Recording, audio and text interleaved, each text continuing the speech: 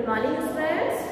Today in English first, we will read lesson number 8 because lesson number 7 is omit in your syllabus. So, open English first book, lesson number 8, page number 73. Page number 73 and the name of lesson number 8 is chips. Chips, you know very well what is chips. Mostly children like to eat chips. ये जो potato chips होते हैं उन chips के बारे में इस lesson में अपने को बताया गया है. Okay, now let's start. Once upon a time, in a big faraway country, there lived a small family. Means एक बार की बात है, दूर के देश में एक छोटा सा परिवार रहता था. The country was at war. और जो कंट्री जिस कंट्री में वो रहते थे वहाँ पर युद्ध चल रहा था. And there was very little food for the people. और अब देखो, जिस देश में युद्ध चल रहा होता है वहाँ पर खाने पीने की बहुत समस्या आ जाती है, तो उनके पास खाने पीने के कुछ भी नहीं था. So the poor family always went hungry. वो जो फैमिली थी वो एक पुअर फैमिली थी, वो हमेशा भूखी ही रहते थे, मतलब उनका पेट नहीं भरता था. One day early in the morning, two foreign soldiers. अब एक दिन क्या हुआ, सुबह जल्दी दो फॉरेन में विदेशी सैनिक, a part of the army who had occupied their country knocked on their door. देखो, इसका मीन्स क्या होता है, when two countries are at war, जब दो देशों के बीच युद्ध होता है तो the country that wins send an army to control and rule the other country. देखो, जब दो देशों में युद्ध होता है तो जो देश जीत जाता है वो देश क्या करता है, अपने कुछ सैनिक उस देश में भेजता है जिसको जीत लिया गया है, उस देश को कंट्रोल करने के लिए. तो ऐसे सैनिकों ने उनके डोर पर नॉक किया. They pushed a sack into mother's hand. Sack means देखो, हमने लिखा है बोरा. तो वहाँ उस फैमिली में जो मदर थी उनके हाथ में उन्होंने बोरा सेंड किया. And asked her to make them chips for their lunch. और उन सैनिकों ने मदर से कहा कि लंच में हमारे लिए chips banana. We will be back at 12 noon, said the dark haired soldier. तो डार्क हेयर सोल्जर्स मीन्स उसके जो गहरे कलर के बाल थे उस सोल्जर के, उसने ऐसा कहा कि हम दिन में 12 बजे खाना खाने आ जाएंगे, लंच करने आ जाएंगे, जब तक आप चिप्स रेडी रखना. Have the chips ready by then. And with that the soldiers turned around and headed off towards the neighboring farm. देखो, इसके बाद क्या हुआ, उन्होंने कहा कि 12 बजे हम आएंगे, तब तक तुम चिप्स तैयार रखना. और उसके बाद वो वहाँ से चले गए and headed off towards the neighbouring farm. और वो पड़ोस का जो फार्म था, खेत था, वहाँ की तरफ चले गए. By this time the entire family had come secured fine. Means होता है अपनी moving quickly with short and quick steps because of fear. हाँ, down the stair to see what was happening. अब देखो, जब होता है जैसे हम कभी बहुत डर जाते हैं तो थोड़ी बहुत चहलकदमी करने लग जाते हैं, धीरे धीरे चलने लग जाते हैं. तो इस तरीके से अब उस फैमिली की हालत हो गई थी. What are chips. अब देखो आया है, mother said them, mother asked them, but no one had ever heard of such a thing. अब देखो, सोल्जर्स उनको आलू की एक बोरी लेके गए थे, ठीक है, पोटैटो की सैक लेके गए थे, ठीक है, और उनको ये बोलते गए थे कि भाई हम 12 o'clock तक आएंगे, हमें हमारा लंच में चिप्स खाने हैं, तो तुम तैयार रखना. अब उनके पास समस्या ये आ गई कि उनमें से कोई जानता ही नहीं था कि चिप्स होती क्या चीज़ है. मीन्स उनको पता ही नहीं था कि चिप्स क्या होते हैं. How are we going to make chips? cried mother. We won't even know what they are. तो अब वो मदर क्या कहती है कि हम चिप्स कैसे तैयार कर सकते हैं, हम तो जानते ही नहीं है कि चिप्स नाम की कोई चीज क्या होती है. Shouldn't we open the sack first? The children pointed out. तो उनमें से जो एक बच्चा था उसने इशारा किया, pointed out मीन्स इशारा किया कि हमें सबसे पहले तो इस सैक को, इस बोरे को खोलना चाहिए. Mother hurriedly opened up the sack to reveal big, muddy, white, flash new potatoes. तो जैसे उस बच्चे ने कहा तो मदर ने फटाफट क्या किया, सबसे पहले तो सैक को खोला, उस बोरे को खोला, उसमें से मरी मीन्स ये मिट्टी लगे हुए वाइट कलर के न्यू पटेटोज, जब नए पटेटो आते हैं तो मार्केट में देखते हैं ना कि वो मिट्टी मिट्टी लगी रहती है ऊपर, तो ऐसे पटेटो थे उस सैक में। The family gasped in amazement. अब वो एक दूसरे को आश्चर्य से देखने लगे। They had not seen so many potatoes since the beginning of the war. अब देखो उनके पास पूरा एक आलू से भरा हुआ बोरा आया था। अब युद्ध से पहले उन्होंने इतने आलू देखे थे, परंतु जब से युद्ध स्टार्ट हुआ है तब से उन्होंने इतने पटेटोज नहीं देखे थे। Now grandma spoke up. Don't be silly, she said.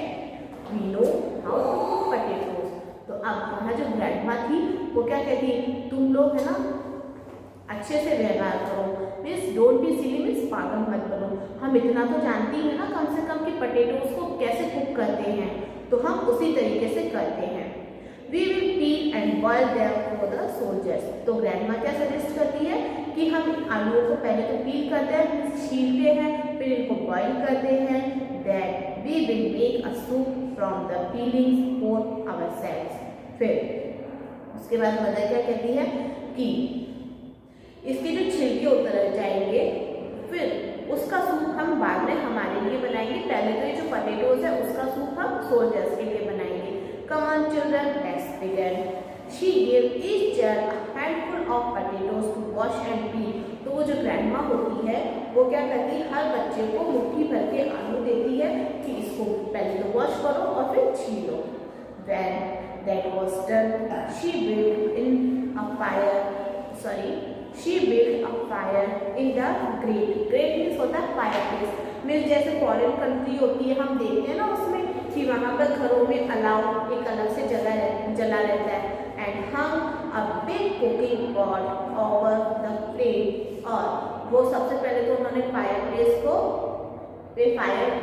जलाई, फिर उसके बाद उसके ऊपर एक कुकिंग पॉट मीन्स जैसे अपने कढ़ाई या भगोनी कुछ भी होता है ना बनाने का बर्तन, उस प्लेट के ऊपर रखा।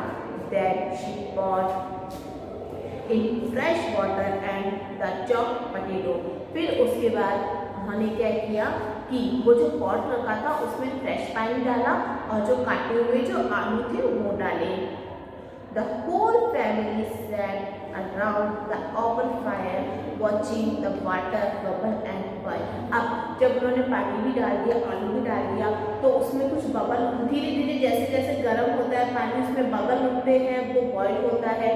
तो उस बॉईल होते हुए पानी को और बबल उठते हुए पानी को पूरी फैमिली देख रही थी।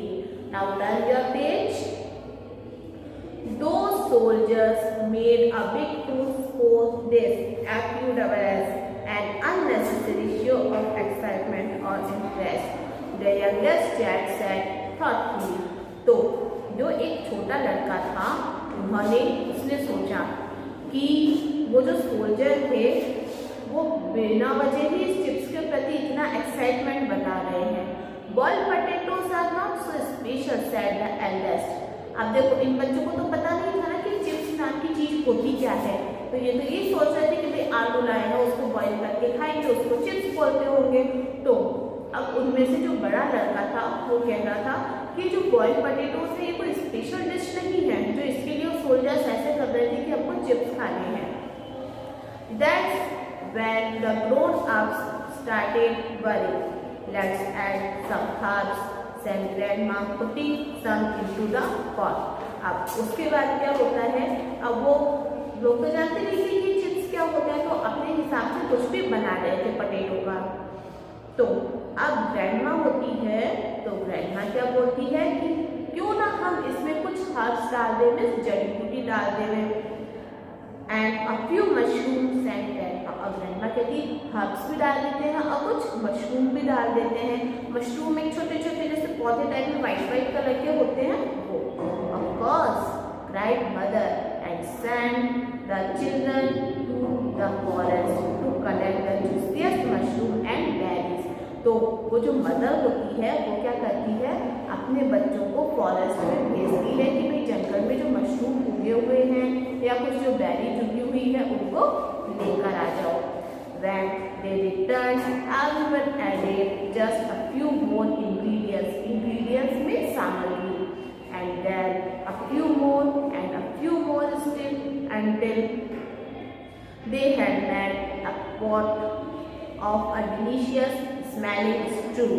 Stew means होता है अपने a dish cooked with vegetable and water in a close pot. देखो ग्रैंडमा ने कभी सजेस्ट किया था कि क्यों ना हम इसमें कुछ हर्ब्स ऐड कर दें, इसमें कुछ मशरूम बेरीज ऐड कर दें। तो अब क्या हुए, बच्चे गए जंगल में गए, वहाँ से कुछ मशरूम बेरीज लेके आए।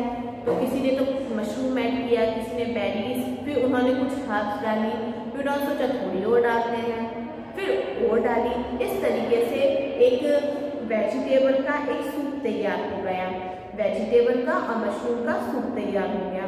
The sumptuous smell means delicious was wafted means passed gently through the air around the little kitchen। अब देखो बच्चों, जब तुम्हारी मदर भी घर में कुछ बनाती है बहुत अच्छी खुशबू आती है, ठीक है, कभी किसी कुछ स्पेशल बनाते हैं तो बहुत अच्छी खुशबू आती है, तो खुशबू अपने पूरे घर में फैल जाती है ना। तो इसी तरीके से इन्होंने ये जो डिश बनाई थी इसकी स्मेल बहुत अच्छी थी और इनके जो पूरे किचन में या पूरे घर में वो खुशबू फैल रही थी। The children's belly rumbled. Rumbled means होता है अपने made a low and deep sound because of hunger and their eyes grew wide with hunger। अब देखो कभी होता है बच्चों, तुमको भी भूख लग रही होगी, बहुत ही भूख लगती है तो तुम्हारे पेट में से आवाज आती है, ठीक है, जैसे गुड़गुड़ की इस तरीके से आवाज आती है। तो उस जो डिश की जो स्मेल थी उससे उन बच्चों को भूख लगना स्टार्ट हो गई। उनको पेट भर के खाना तो वैसे भी नहीं मिलता था, उस डिश की स्मेल ऐसी थी कि उनकी जो भूख थी वो और ज़्यादा उजागर हो गई थी और उनकी जो आंखें जैसे इस तरह से चौड़ी हो गई थी और वो इंतजार कर रहे थे कि ये चीज़ हमें कब मिलेगी खाने को। When can we eat? They asked। उन्होंने अपनी मदर से पूछा कि हम ये कब खाएंगे। When the soldiers sleep, said mother। तो मदर क्या कहती है कि जब सोल्जर्स खा लेंगे उसके बाद हम ये खाएंगे। ओके बच्चों, now in this class we will read this lesson. अब इस क्लास में हम सिर्फ यहीं तक ये लेसन पढ़ेंगे। Next part of this lesson we will read in next class. Thank you.